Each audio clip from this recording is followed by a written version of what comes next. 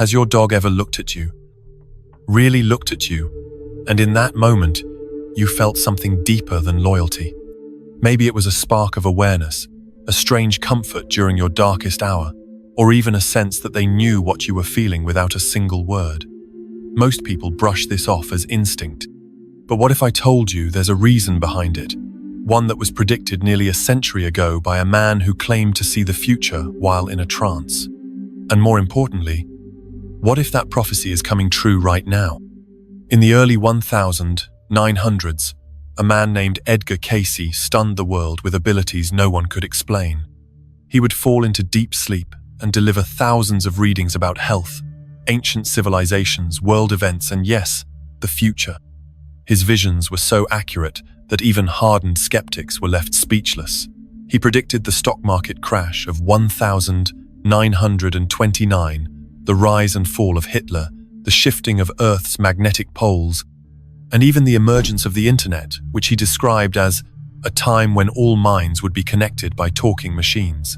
But one of his most astonishing, and until recently overlooked, predictions wasn't about war or politics or technology. It was about dogs, not as pets, not as working animals, but as spiritual collaborators. He called them the four-legged guardians, and what he said about them may change the way you look at your dog forever.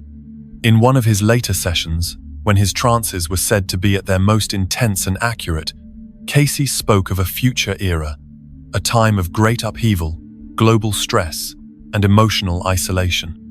He described it as a planetary transition, when Earth would begin vibrating at a higher frequency, and during this vibrational shift, he said, dogs would begin to awaken. He didn't mean they'd get smarter or behave better. He meant something far stranger. He said they would begin to remember who they truly are and why they're here.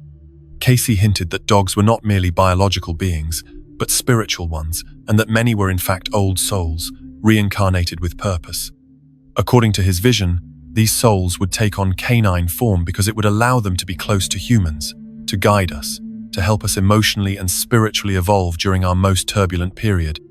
He spoke of guardians hidden in fur, energy translators, and empathic conduits. At the time, no one really knew what to make of these strange terms. Dogs were seen as loyal, yes, smart, sometimes, but spiritually advanced. That idea was almost laughable in 1944. And yet, here we are. The world is undeniably changing. Technology is accelerating. Global crises are intensifying. And humans everywhere are experiencing what some call the Great Awakening, a rising sensitivity to energy, emotion, intuition, and curiously, so are dogs. From shelters to suburbs, from therapy rooms to city parks, people are noticing something is different. Dogs are responding to things they shouldn't know. They're comforting at exactly the right moments. They're sensing illness before medical tests do. They're behaving more like healers and less like animals. Could this be what Cayce saw? Could the canine awakening he predicted be happening in real time? The day Cayce first spoke about this phenomenon is still recorded in transcripts archived by the Association for Research and Enlightenment. It was late in the war, 1944. The world was in chaos. Cayce, lying in his trance state, suddenly shifted from speaking about geopolitical events to something no one expected. He described an image: dogs walking silently alongside people who were visibly broken emotionally, physically, even spiritually. He said they were projecting light into shadow. Then came the sentence that startled even his most devoted followers. When the earth begins to hum with the new frequency, the four-legged ones will awaken, not to bark or guard, but to guide.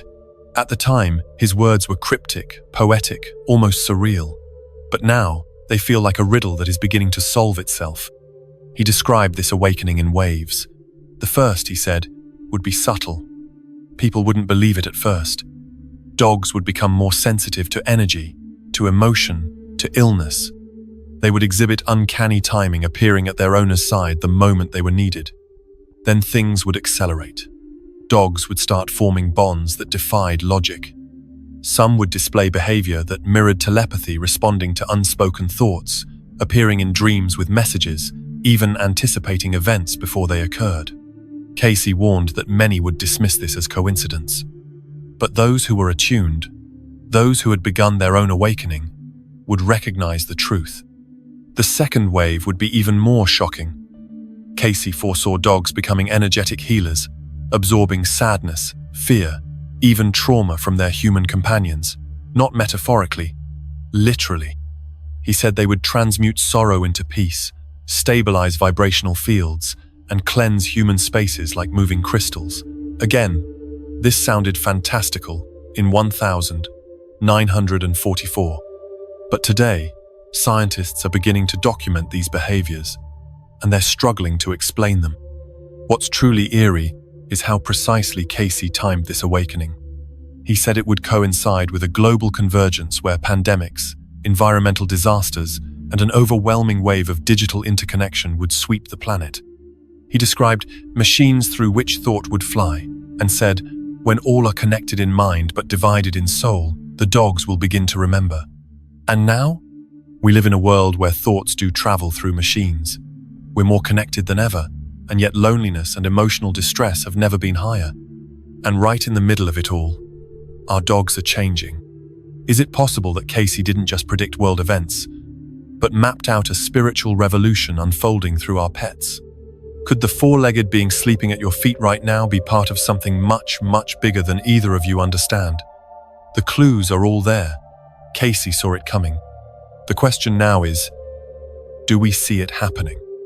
Or are we still asleep to the most important evolution of all, the one happening not in labs or governments, but in the quiet, loving gaze of a dog who may have been sent to help awaken you? Right now, something is happening all around you. Not in the news, not in politics or science labs, but in your own home, your own living room, at the foot of your bed. It's subtle, nearly invisible if you're not paying attention. And yet, once you see it, you can't unsee it. Your dog is acting differently, more alert, more aware, more connected. And the strangest part? It's not just your dog. It's happening everywhere, across all breeds, all countries, in apartments, shelters, fields, hospitals. A quiet transformation, steady, unstoppable, that lines up exactly with the world unraveling around us. It's the beginning of something Edgar Cayce warned us about. The moment the world would tilt just enough to wake the sleeping guardians among us. And now, with humanity stretched to its limits, they are beginning to rise. Cayce said the signal would be global. A vibrational shift, not just in Earth's energy, but in the human emotional spectrum. He predicted an age when the human mind would become more anxious, the heart more burdened, and the spirit more restless. He spoke of invisible weight pressing on people, of panic, of isolation, of a silent craving for peace and meaning. He said this would be the sign.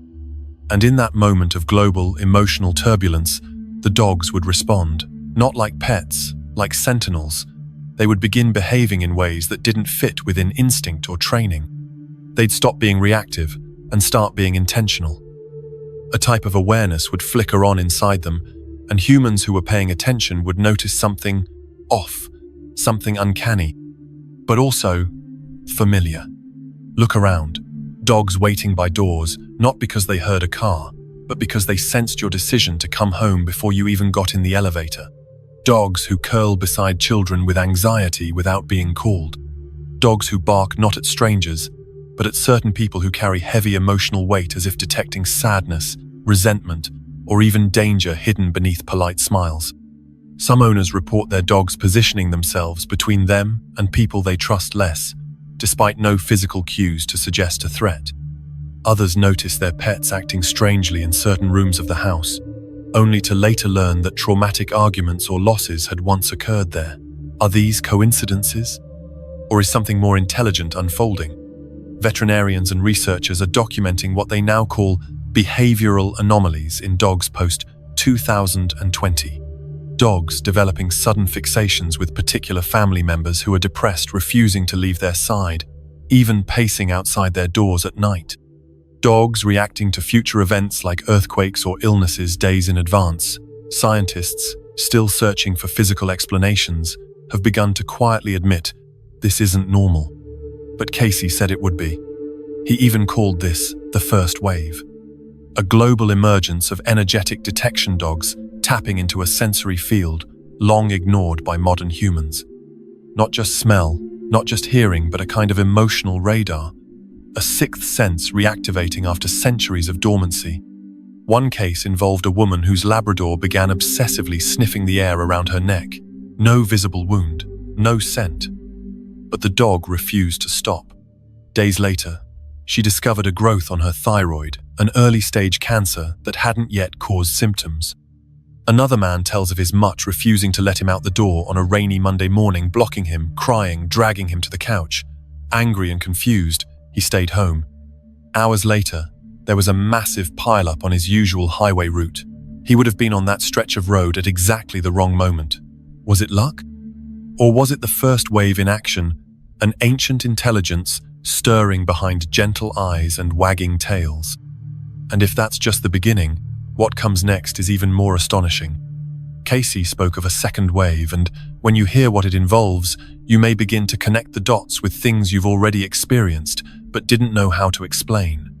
He said that dogs would begin to communicate without sound, not barking, not body language, but direct mind-to-mind understanding. He called it thought blending, a kind of primitive telepathy that would form between human and canine hearts, bypassing logic, language, even distance. At first, it would seem like coincidence. A dog appearing the moment you feel sadness, even when you've said nothing aloud. A dog reacting to your inner panic before you even realize you're overwhelmed. A dog who somehow just knows. We've all felt it. That moment when your dog suddenly looks at you not like an animal but like a mirror, like they understand. You didn't speak, you didn't move, but something passed between you. Cayce said this would begin as emotional resonance, but evolve into actual intentional transmission. Thoughts received and understood, commands obeyed before being spoken, feelings mirrored with perfect timing. And perhaps most incredible, dogs reaching across space, sensing distress even when you're miles away. There are documented cases now, real, measured cases of dogs responding to owners who are far from home. Military personnel reporting dogs falling into distress exactly when the soldier enters combat. Students away at college having dogs back home begin whining or pacing during their mental breakdowns before anyone knew they were struggling. These cases defy traditional animal behavior, but they perfectly match Cayce's description of the second wave. Direct energetic connection. It's happening now. It's being studied, but more importantly, it's being felt. And it doesn't stop there. The second wave bleeds into what Cayce called the true awakening, a moment where dogs begin to guide rather than follow. They won't just reflect our energy, they'll transform it. Emotional healing through presence, protection through energy redirection, even environmental cleansing. It sounds unbelievable until you realize it's already begun. Dogs who absorb sadness like sponges, only to tremble, yawn, or shake it off afterward, classic signs of energy release. Dogs who gravitate to rooms where arguments occurred and lie down, motionless, as if absorbing the static. Dogs who walk the perimeter of a space like they're creating an invisible boundary. These behaviors are real, measurable, and growing more frequent, and they line up exactly with what Cayce described. If wave 1 was sensitivity, and wave 2 was telepathic connection, then wave 3 is activation, a role reversal where humans are no longer caretakers but students, guided not by obedience, but by wisdom hidden in fur. And if this sounds like fiction, ask yourself this: why now? Why this moment in time, after thousands of years of human-dog companionship, are these extraordinary behaviors emerging all at once? Why are so many people feeling, without knowing why, that their dogs are more than pets? The answer may be simple. Cayce saw this coming, and now, it's here. Imagine this. You're not feeling well. Nothing obvious, just that strange pressure in your chest, or maybe an ache that won't go away. You haven't told anyone. You haven't even said it out loud to yourself yet, but your dog somehow already knows. Before you even recognize the concern in your own body, your dog begins acting differently, sitting near you more, refusing to leave your side, sniffing one spot on your body repeatedly, whining softly as if they're trying to alert you to something. Then weeks later, after a doctor visit you almost didn't book, you get the news. Something was wrong, but you caught it early thanks to your dog's strange behavior. Coincidence? Or is something more profound awakening in them? This is what Edgar Cayce described as the beginning of the second wave, a telepathic, intuitive link between dogs and their humans that defies explanation. And while science still clings to instinctual justifications, story after story suggests something more is going on. This isn't just scent or habit. This is anticipation, perception without evidence, a bridge forming between thoughts and fur, emotion and action, human and animal. All across the globe, people are noticing it. Dogs responding not to commands, but to intentions. Dogs showing up at your side the moment your inner world shifts, even when you're physically hiding it. And the more emotionally bonded the human and dog are, the stronger this connection becomes. These moments are not isolated. In fact, they're growing more frequent, a pattern too large to ignore. A mother from Seattle recalls her dog waking her at 3:00 a.m. on a night when her teenage daughter, several states away, was crying alone in a dorm room, contemplating self-harm. She had told no one how she was feeling, but the mother says the dog's reaction was urgent, unlike anything before. She called her daughter, and that phone call changed everything. Another woman in Argentina swears her German Shepherd began pacing and growling one afternoon, staring at a photo of her brother who, unknown to them, was in a car accident at that exact time. These aren't feel-good stories. These are alerts, warnings, rescue attempts, made not by humans, but by dogs. It's happening in thousands of ways, some subtle, others dramatic. A man walking toward his front door after a stressful day finds his dog already waiting there, tail still, eyes locked on him as if she felt his emotional collapse from inside the house. Another owner simply thinks about going for a walk, and their dog jumps up from sleep before a single movement or sound has occurred. These are the thin threads of thought transmission. They were described by Cayce decades ago. He called them precursors to non-verbal communion and warned they would be dismissed by logic, but instantly recognized by the heart. And yet this is only the second wave.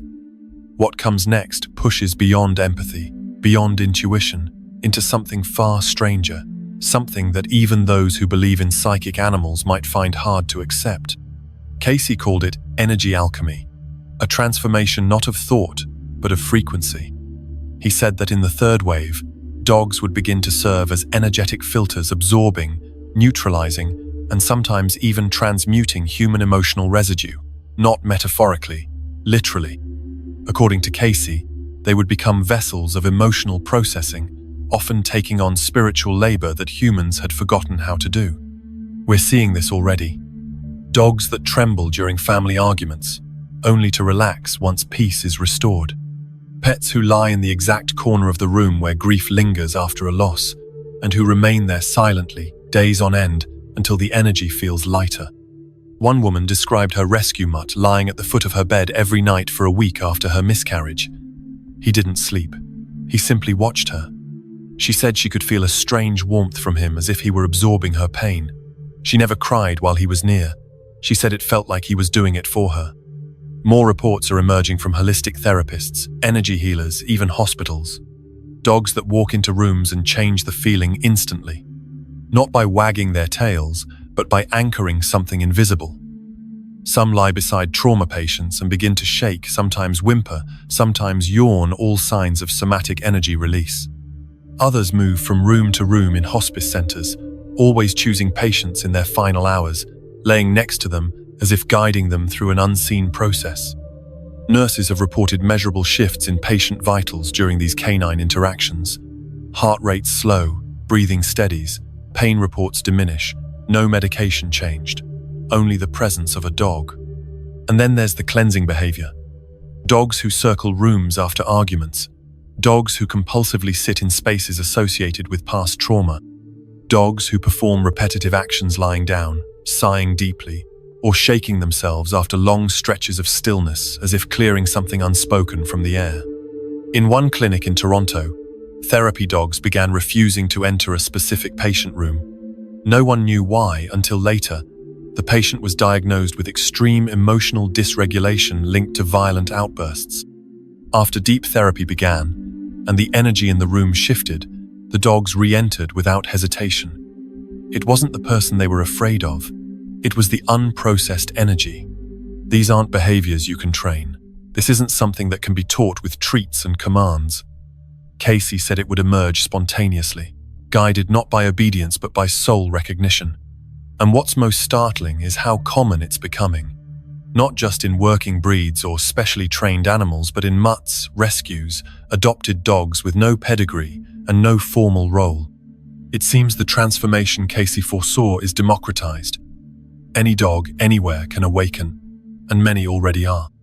He described this ability as emotional alchemy, a dog's unique power to convert fear into calm, sorrow into comfort, pain into peace. He said they would do this not for recognition, not for reward, but as part of their mission, a mission they chose before ever being born. In his visions, Cayce saw that many of these dogs were actually evolved souls, beings who volunteered to incarnate in this form to help humanity transition through its darkest spiritual period. Not just companions, not just protectors, but conscious collaborators in the healing of the human race. And the deeper you look, the more undeniable it becomes. Because if your dog has ever curled up beside you during the exact moment you were trying to hide your heartbreak, if they've ever blocked a door the one time you shouldn't have gone outside, if they've ever seemed to know you better than you know yourself, you may already be experiencing the third wave. You don't need to believe in prophecies or psychic visions. You just need to look at your dog, really look, and ask yourself one question. What if they're not just watching over me? What if they're here to wake me up? Have you ever felt, deep down, that your dog isn't just an animal, but something more? Maybe you've caught it in the way they look at you during your most vulnerable moments. Maybe it's how they appear out of nowhere when your mind starts to spiral. Or maybe, just maybe, it's a feeling you can't explain, like you were meant to meet, like your paths were somehow designed to cross. What if that feeling isn't imagination? What if it's memory not of this life, but of a choice made long before either of you met?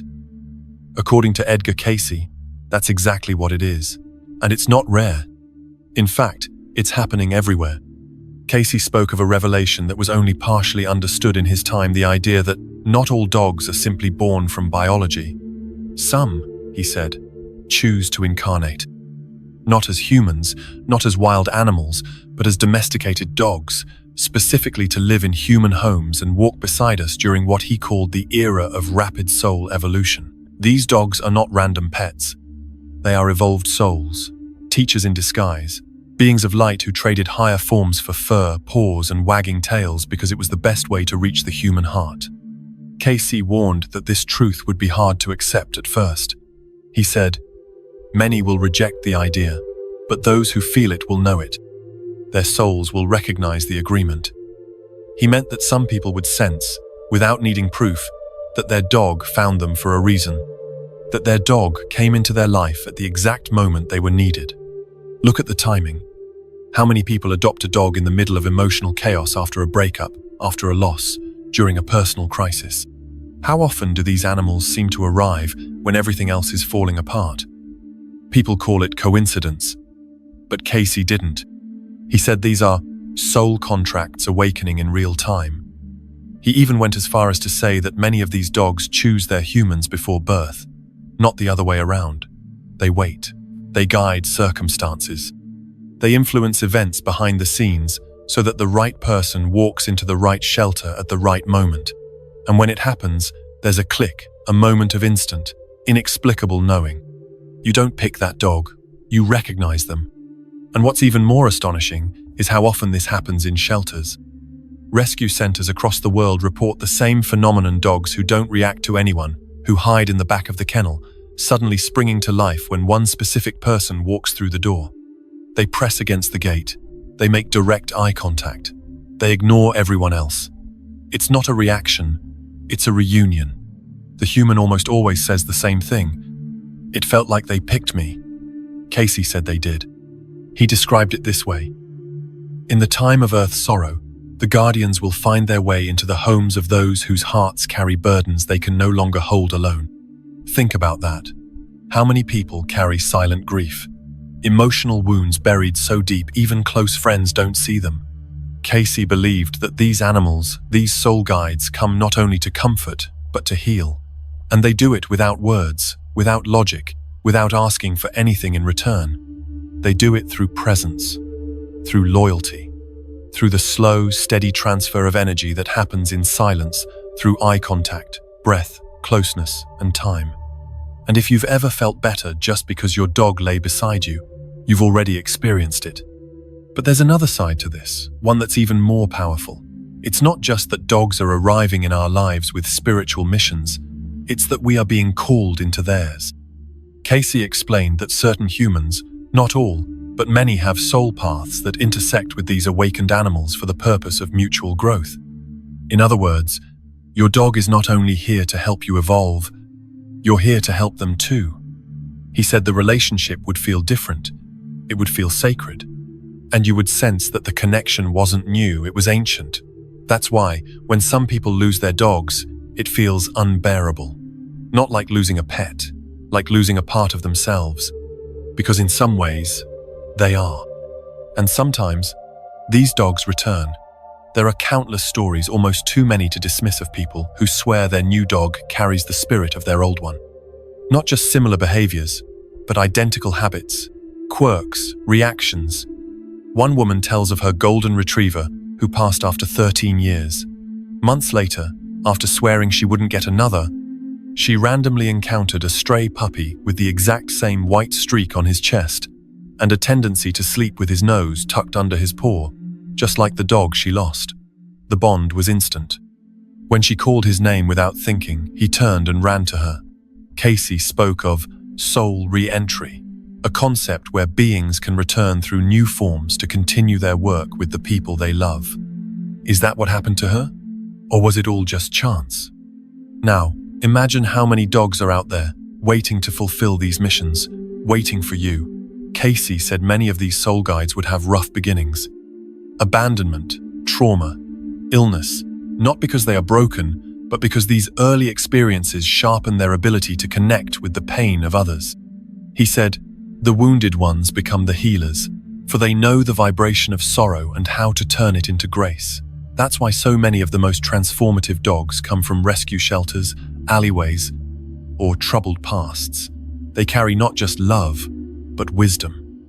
And once they find their person, they lock into a kind of devotion that seems almost supernatural. When you experience this connection, you know it's different. It's not training. It's not routine. It's not ownership. It's partnership. Silent, sacred, electric. Cayce believed that these pairings were evidence of humanity entering a new stage of evolution, not through technology, but through consciousness. And the dogs would help guide the way. They'd become living mirrors, pulling up buried emotions, calming the storm inside, teaching us patience, presence, compassion, all the spiritual traits our society is losing. And they'd do it without needing to say a single word.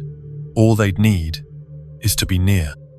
So, if you've ever had the feeling that your dog knew you before you knew yourself, if you've ever felt chosen rather than choosing, if your dog showed up in your life right when you needed them most, even when I didn't know it at the time, then you may already be part of something bigger than you realized. Something Cayce saw long before the world was ready to understand. Because these dogs are not just waking up to their purpose, they're waking us up to ours. Something is shifting, and it's happening quietly, not in public debates or breaking news headlines, but in kitchens, living rooms, hospital bedsides, lonely apartments, and silent bedrooms where something extraordinary is unfolding. Dogs, everywhere, are doing things they weren't trained to do. They appear beside you the exact moment you feel a wave of fear or grief. They enter rooms and pause in spaces that hold invisible tension. They react to thoughts, not sounds. They know things they shouldn't know. And if you're paying attention, truly watching, you'll notice it. They are not behaving like ordinary animals anymore. They are behaving like guides, like sentient beings responding to something only they can sense, like guardians carrying out a purpose we're only just beginning to understand. This is the unfolding of Cayce's third wave, and it's already happening in millions of homes. Think about it. How often has your dog positioned themselves between you and a stranger, without warning or growling, just quietly inserting themselves like a living shield? Or sat with someone in your family who never shows emotion, until suddenly, while the dog is sitting next to them, they break down and cry for the first time in years. Or refuse to enter certain spaces, only for you to later learn those rooms held memories of grief, illness, or conflict. These aren't behavioral tics.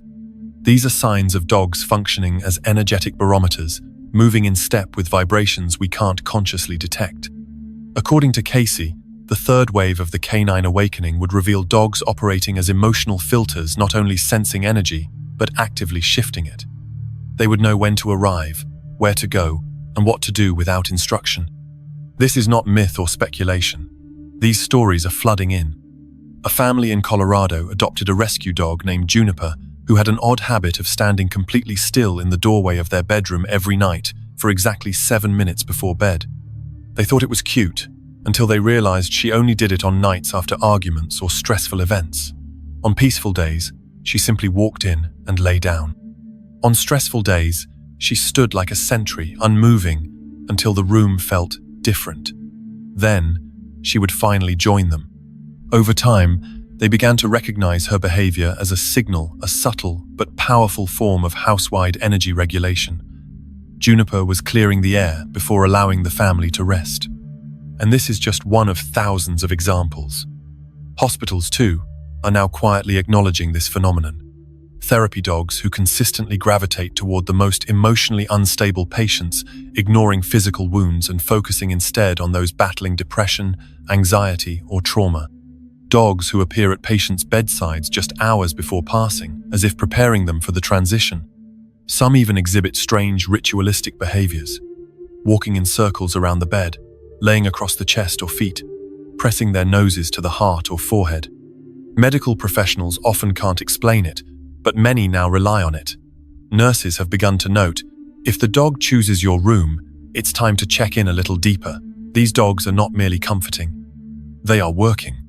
But what's truly remarkable is how universal this is. It's not limited to therapy breeds or specially trained service animals. It's not about pedigree, intelligence, or environment. From farm dogs in rural villages to poodles in high-rise apartments, the signs are the same. Cayce said it would be this way. He described it as a planetary call, a vibrational signal that would awaken dormant capacities in dogs all over the world simultaneously, regardless of location, culture, or training. And he was right. It's happening across every continent. And perhaps most mysteriously, it seems to happen with no warning. One day, the dog is just a dog. The next, they are acting with a level of consciousness you can't ignore. And here's where it gets even deeper. Cayce warned that not everyone would see it. He said many people would dismiss these behaviors as coincidence, or worse, overlook them entirely. He predicted that the ability to recognize the awakening would depend on one thing: your own spiritual awareness. The more awakened the human, he said, the more they will be able to communicate and evolve with their canine companion. In other words, your awareness is the key. If you're asleep to your own emotions, if you're shut off from intuition and empathy, the signs might pass you by. But if you notice, if you begin to pay attention, if you quiet the mind and truly observe, you may begin to realize that your dog is doing far more than you ever imagined. They are not responding to you. They are guiding you. This is where everything changes. Once you realize your dog is not just emotionally connected to you, but spiritually engaged in your growth, the entire relationship transforms. They stop being a pet. They become a partner. You stop teaching them and start learning from them. Cayce said this shift would happen slowly for some, instantly for others, but once the door opens, it cannot close again. Suddenly, you begin to notice things. Patterns, timing, The way your dog enters a room just before a fight breaks out. The way they interrupt your thoughts when you're slipping into anxiety. The way they stare at you, not just with love, but with awareness, with purpose, with memory.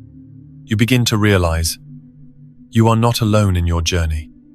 You have a living, breathing ally by your side, one who may have known you long before this life. And once that truth lands in your heart, you'll never look at them the same way again. You'll begin to speak to them with your thoughts, not just your voice. You'll begin to sense their needs without guessing. And slowly, a new bond forms, one built on silence, energy, and shared purpose. This is the future Cayce envisioned. A world where human and dog evolve together, not in dominance, but in partnership. Not through ownership, but through alignment. Right now, this awakening is accelerating. Dogs are arriving in people's lives in sudden, often mysterious ways, and they are appearing exactly when they're needed. Sometimes at a low point, sometimes during an illness, sometimes after loss. The synchronicities are undeniable. One woman in Brazil dreamed of a dog for weeks, the same color, the same eyes, only to find him waiting for adoption at a shelter on the very day she decided to visit. A man in Sweden said he was overwhelmed with grief after losing his brother and swore never to adopt another dog. Then, a stray followed him home for miles and refused to leave. That dog now never leaves his side. The stories go on and on. These aren't accidents, they're arrivals, fulfilled agreements, and they're happening everywhere. So now the question is not if this awakening is real. The question is, are you ready to recognize it? Are you ready to open your eyes and see your dog not just as a companion, but as a soul on mission? Because if you are, the journey ahead becomes something extraordinary. Every interaction becomes a lesson. Every moment of eye contact becomes a transmission. Every walk, every cuddle, every instinctive behavior becomes part of a larger conversation, one that began before you were even born. You don't need to believe in prophecy to feel the truth of what's unfolding. All you need to do is pay attention. Because somewhere in the silence between words, somewhere in the way your dog follows you from room to room, or rests their head on your chest exactly when your heart is breaking, is a message you've been waiting your whole life to receive. You are not walking this path alone, and you never were.